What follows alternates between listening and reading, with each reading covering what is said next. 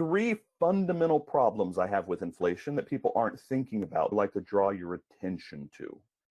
Number one, the government has a vested interest in understating inflation.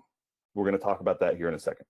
Number two, the CPI on its own can be very, very inaccurate. And number three, most of the things that go down in price you don't buy frequently, where most of the things that go up in price you buy every day that are factored into the CPI.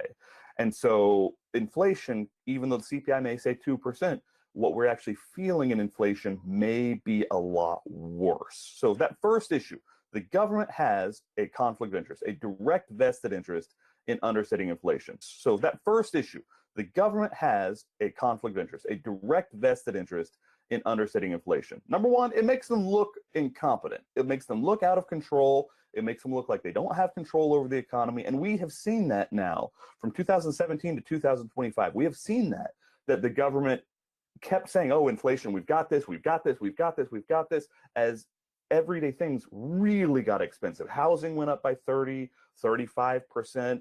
It took really aggressive interest rate policies, jacking all interest rates on everything up by 2, 3, 4%, and leaving it there until the economy is almost stalled into recession 2 or 3 times. Now they've had to back off that key interest rate 4 or 5 times. It looks like they may back off, they may not back off, because they're just dancing this, hey, we have to keep the interest rate as high as possible to curb inflation.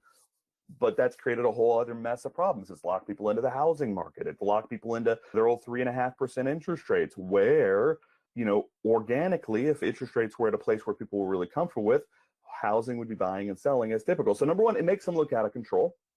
Number two, it fundamentally increases their financial obligations, because Social Security is tied to cost of living adjustments, which are tied to the CPI.